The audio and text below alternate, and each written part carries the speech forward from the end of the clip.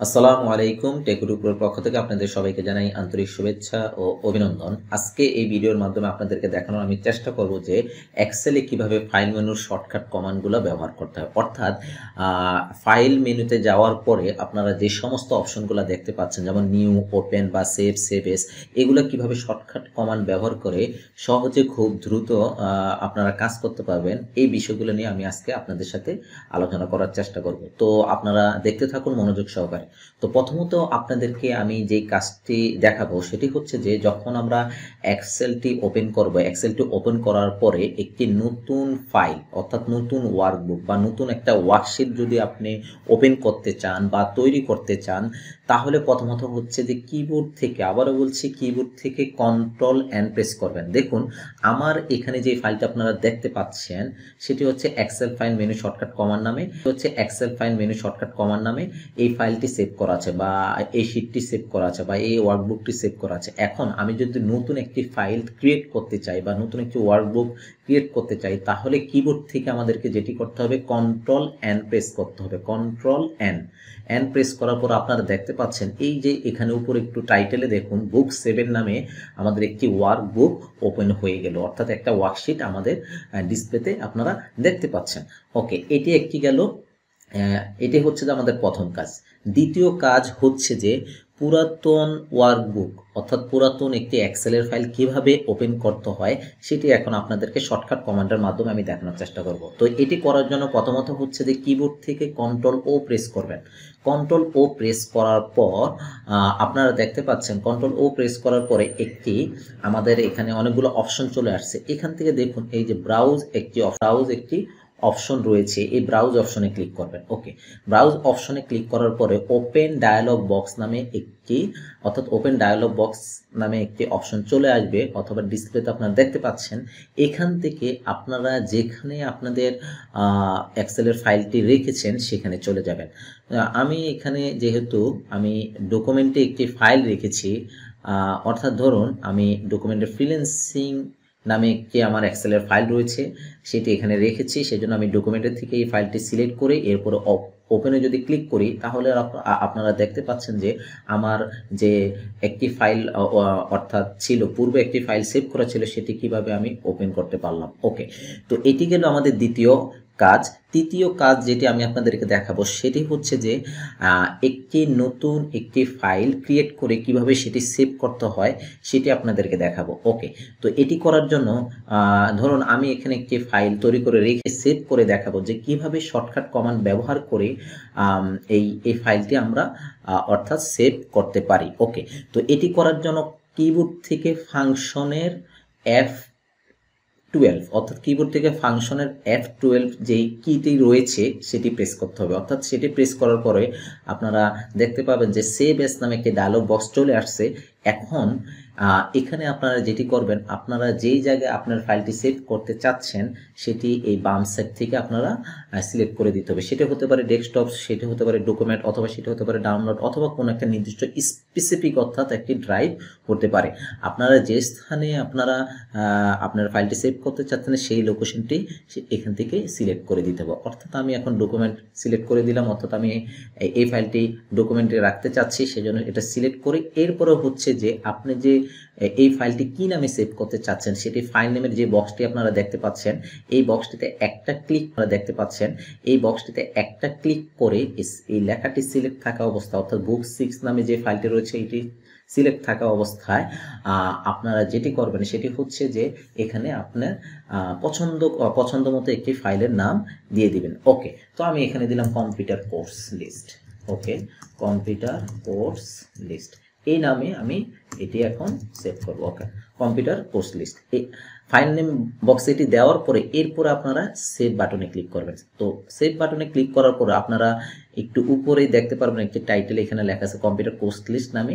এই ফাইলটি কি হয়ে গেল, সেভ হয়ে গেল। ওকে, তাহলে আমরা তৃতীয় কাজটি কিন্তু সম্পূর্ণ করে ফেললাম, যে একটা নতুন একটা ফাইলে আমি কাজ করে এটা কিভাবে শর্টকাট কমান্ড ব্যবহার করে এটি সেভ করা যায় সেটি আমরা দেখে ফেললাম। এখন কথা হচ্ছে যে আমরা তো সেভ করে দেখেছি, এখন আপনাদের কোশ্চেন জাগতে পারে যে এটা তো আমি কন্ট্রোল এস দিল, এখন কন্ট্রোল এসটা কখন প্রয়োগ করি? কন্ট্রোল এসটা তখনই আমরা প্রয়োগ করব যখন পূর্বের কোনো ফাইল ওপেন করে আমরা যদি পুনরায় আবার যদি সেভ করতে চাই তখন হচ্ছে যে আমাদের কন্ট্রোল এস, অর্থাৎ চতুর্থ কাজের আমি কথা বলছি। আবারও বলছি, চতুর্থ কাজটা হচ্ছে যে আমাদের পূর্বের ওয়ার্কবুক বা পূর্বে কোনো এক্সেলের ফাইল ওপেন করার পরে সেখানে যদি কোনো ধরনের আমরা যদি কাজ করে থাকি, কাজ করার পরে এরপরে যদি আমরা কোনো সেভ করতে চাই পুনরায়, তখন আমরা কিবোর্ড থেকে কন্ট্রোল এস প্রেস করব। অর্থাৎ ধরুন আমি যদি এখানে এই নিচে এসে আমি যদি এখানে যদি ধরুন আমি এই জিনিসটা একটু কপি করি, জাস্ট একটু কপি করে আপনাদেরকে দেখাচ্ছি।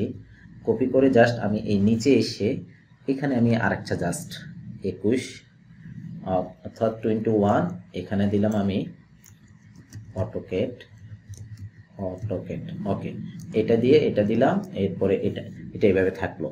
অর্থাৎ আমি এই ফাইলটাতে কিছু অ্যাড করার পরে এখন আমি এটি সেভ করতে চাচ্ছি।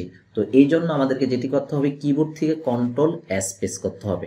তো কন্ট্রোল এস প্রেস করার পর আপনারা এখানে দেখতে পারবেন এই যে আমি যে পয়েন্টারটা লাগাচ্ছি প্লাস পয়েন্টার, এই কন্ট্রোল এস যখন প্রেস করব তখন দেখবেন যে এটার একটা সার্কেল চলে আসবে, তখন বুঝতে পারবেন যে আপনাদের এই ফাইলটি কি হচ্ছে, সেভ হয়েছে। অথবা যখন ক্লোজ বাটনে ক্লিক করবেন তখনও বুঝতে পারবেন, যদি এখানে কোনো ধরনের মেসেজ না আসে, মানে ক্লোজ করার পরে অটোমেটিকলি ক্লোজ হয়ে যায়, তাহলে বুঝতে পারবেন যে এই ফাইলটি সেভ হয়ে গিয়েছে। তো কন্ট্রোল এস প্রেস করার পরে দেখবেন আপনারা এখানে একটা সার্কেল দেখা যাচ্ছে, ঠিক আছে।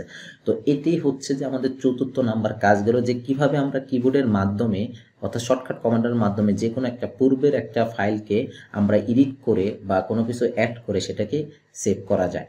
ওকে, এরপরে হচ্ছে যে পঞ্চম যে কাজটি, সেটি হচ্ছে যে কিভাবে একটি শীট বা কিভাবে ওয়ার্কবুকের শীটগুলো একাধিক শীট হোক, কিভাবে ওয়ার্কবুকের শীটগুলো একাধিক শীট হোক বা একটি শীট হোক, কিভাবে আপনি প্রিন্ট করবেন।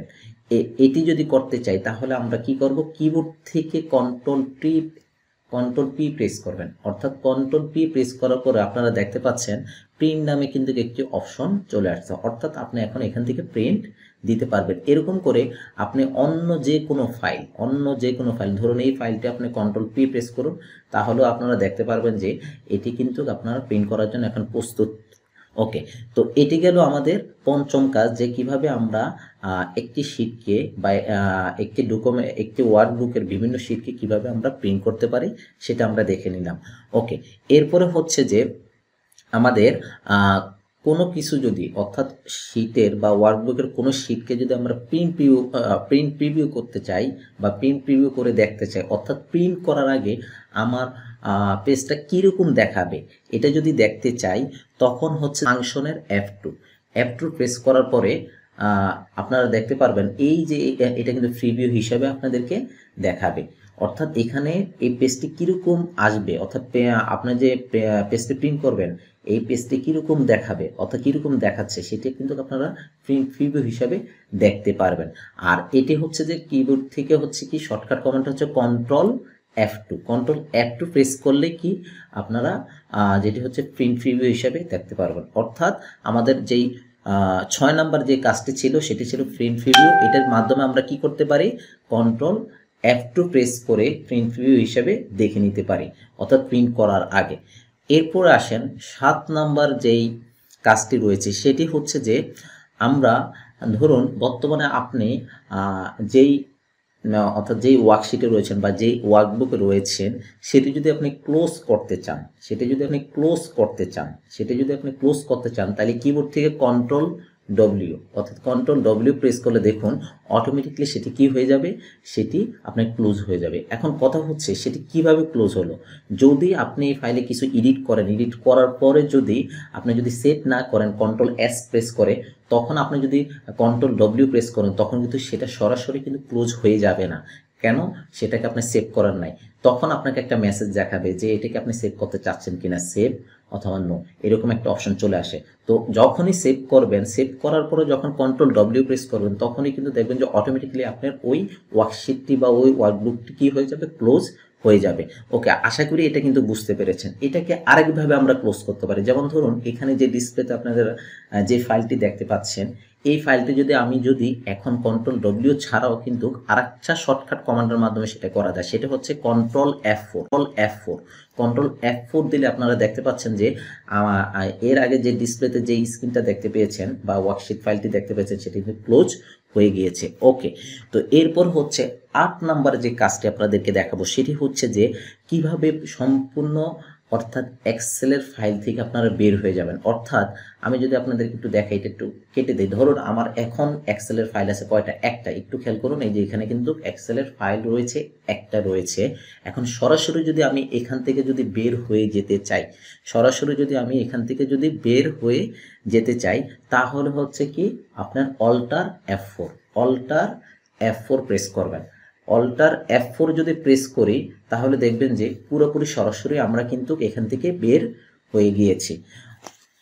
ওকে, তো এখন আরেকটু আমি একটু রিপিট করি যে কন্ট্রোল ডব্লিউ দ্বারা আরেকটা কাজ করা যায়। আমি যদি এক্সেলের ফাইলটি ওপেন করে আপনাদেরকে একটু দেখানোর চেষ্টা করি, সেটি হচ্ছে যে ধরুন আমার এখানে আমি এই ফাইলটি ওপেন করলাম, জাস্ট এই ফাইলটি ওপেন করলাম। এখন কন্ট্রোল ডব্লিউ যদি প্রেস করি তাহলে দেখুন কন্ট্রোল ডব্লিউ প্রেস করলে কিন্তু আমার এক্সেল ফাইলটি কিন্তু অর্থাৎ সরাসরি ক্লোজ হয়ে যায় নাই, জাস্ট ওই এক্সেল ফাইলের মানে যে ওয়ার্কশিটটি রয়েছে বা যে ওয়ার্কবুকটি রয়েছে সেটি ক্লোজ হয়েছে, টোটালি এক্সেলটি কিন্তু ওপেন হয়নি, অর্থাৎ ক্লোজ হয়নি। এটি করার জন্য কিবোর্ড থেকে অল্টার F4 প্রেস করলে সরাসরি কি হয়ে যাবে আমাদের এক্সেল ফাইলটি, অর্থাৎ টোটালি ক্লোজ হয়ে যাবে। এটা গেল আমাদের 8 নাম্বার কাজ। এরপর আসে 9 নম্বর কাজটা কি সেটি একটু দেখানোর জন্য হচ্ছে যে আমার একাধিক এক্সেল ফাইলটি ওপেন করতে হবে আপনাদেরকে বোঝানোর জন্য। ধরুন আমি প্রথমে এটা ওপেন করলাম, এরপরে আরেকটা ফাইল ওপেন করে নিচ্ছি, এটা ওপেন করলাম। ওকে, এরপরে হচ্ছে যে ধরুন এখান থেকে এটা ওপেন করলাম। ওকে, এখানে আপনারা টোটাল দেখুন, একটু দেখলে বুঝতে পারবেন এখানে 3টা ফাইল রয়েছে। আমি যদি একটু বোঝানোর চেষ্টা করি, ধরুন এই একটা ফাইল রয়েছে, এখানে আমি একটু দেখানোর চেষ্টা করি। এখানে এই একটা ফাইল রাখলাম। ওকে, এটাকে একটু অর্গানাইজ করে নেই। ওকে, এটাকে এইভাবে টান দেই জাস্ট বোঝানোর জন্য। ওকে, ঠিক আছে। এখন দেখুন আমার এখানে টোটাল 3টা ফাইল রয়েছে। এখানে আমাদের 3টা এক্সেলের ফাইল ওপেন করা আছে। এখন এই 3টা এক্সেলের ফাইল যেহেতু ওপেন করা আছে, এখন আমি যদি কিবোর্ড থেকে অর্থাৎ কিবোর্ড থেকে শিফট কি চেপে ধরে ক্লোজ বাটনে যদি ক্লিক করি, একটু খেয়াল করুন, এই যে এখানে শিফট কি চেপে ধরে ক্লোজ বাটনে ক্লিক করে 3টা ফাইল ওপেন করা আছে, অর্থাৎ 3টা ওয়ার্কবুক ওপেন করা আছে, সেটা টোটালি ক্লোজ হয়ে যাবে। একটু খেয়াল করুন, এই যে দেখুন 3টা কি হয়ে গেল, আমাদের ওয়ার্কবুক ক্লোজ হয়ে গেল। অর্থাৎ 9 নম্বর কাজটি ছিল আমি যদি অল আমার অর্থাৎ অল ওয়ার্কবুক, এক্সেলের ওয়ার্কবুক বলেন বা এক্সেল ফাইলগুলো বলেন, একাধিক এক্সেলের ফাইলগুলো বলুন, যে টোটালি যদি আমি অর্থাৎ ক্লোজ করে দিতে চাই, তখন হচ্ছে কিবোর্ড থেকে শিফট কি চেপে ধরে, অর্থাৎ কিবোর্ড থেকে শিফট কি চেপে ধরে তারপর হচ্ছে ক্লোজ বাটনে কি করতে হবে, আমার ক্লিক করতে হবে। তাহলে সকল আমার যে এক্সেল ফাইলগুলো রয়েছে সেগুলো কি হয়ে যাবে, আমাদের ক্লোজ হয়ে যাবে। আশা করি আপনারা বুঝতে পেরেছেন যে কিভাবে এক্সেলের ফাইল মেনুর শর্টকাট কমান্ডগুলা আমরা ব্যবহার করতে পারি, অর্থাৎ প্রতিটা অপশনের জন্য, যেমন নিউ, ওপেন বা সেভ এস, এগুলোর জন্য কিভাবে আমরা শর্টকাট কমান্ড ব্যবহার করতে পারি সেগুলো আমি আপনাদেরকে দেখানোর চেষ্টা করেছি। অর্থাৎ আমি আবার একটু যদি রিপিট করি, যে কোনো নতুন একটা ডকুমেন্ট অর্থাৎ ওয়ার্কবুক বা ফাইল বা এক্সেলের ফাইল ওপেন করতে চাই, তখন হচ্ছে কন্ট্রোল এন প্রেস করতে হবে। যদি পূর্বে কোনো একটা ফাইল এক্সেলের ফাইল ওপেন করতে চাই তখন হচ্ছে কন্ট্রোল ও প্রেস করতে হবে। অথবা যদি কোনো একটা নতুন ওয়ার্কবুক সেভ করতে চাই বা একটা এক্সেলের ফাইল সেভ করতে চাই, তাহলে হচ্ছে যে ফাংশনের অর্থাৎ F12 কি প্রেস করতে হবে। এরপর যে পূর্বের ওয়ার্কবুক যদি আমরা সেভ করতে চাই তখন হচ্ছে যে কন্ট্রোল এস প্রেস করতে হবে। অথবা আমরা যদি দেখা গেছে যে ওয়ার্কবুক প্রিন্ট করতে চাই কোনো এক্সেল ফাইল বা এক্সেল শিট, তখন আমরা কন্ট্রোল পি প্রেস করব। আবার দেখা গেছে ওয়ার্কবুক যদি প্রিভিউ করতে চাই, অর্থাৎ প্রিন্ট করার আগে যদি কোনো একটা শিট যদি আমরা প্রিভিউ দেখতে চাই তখন হচ্ছে কন্ট্রোল F2 প্রেস করব, ফাংশনের 2। আর বর্তমানে যদি কোনো ওয়ার্কবুক যদি বন্ধ করতে যেতে চাই যেটা ওপেন করা আছে, সেটার জন্য হচ্ছে কন্ট্রোল W, অর্থাৎ আমরা এক্সেল ফাইল টোটালি ক্লোজ হবে না, জাস্ট সেই ওয়ার্কবুকটি ক্লোজ হয়ে যাবে। আর যদি এক্সেল থেকে টোটালি বের হয়ে যেতে চাই তাহলে হচ্ছে অল্টার F4 আমরা প্রেস করব। আর যদি একাধিক এক্সেল ফাইল যদি ওপেন করা থাকে, সেগুলোকে যদি একত্রে ক্লোজ করতে চাই, তখন শিফট কি চেপে ধরে আমাদের ক্লোজ বাটনে কি করতে হবে, ক্লোজ করতে হবে। তাহলে আমরা দেখতে পারবো যে আমাদের টোটাল একাধিক এক্সেল ফাইলটি ক্লোজ হয়ে গেছে। ওকে, আশা করি আপনারা সবাই বুঝতে পেরেছেন যে কিভাবে এই কাজগুলো করতে হয়। আপনারা অবশ্যই যদি আপনাদের কাছে ভিডিওটি ভালো লেগে থাকে, তাহলে অবশ্যই আমার ভিডিওতে কমেন্ট করতে ভুলবেন না, লাইক শেয়ার করতে ভুলবেন না। তো সবাই ভালো থাকবেন, সুস্থ থাকবেন, এই কামনা করি। আসসালামু আলাইকুম।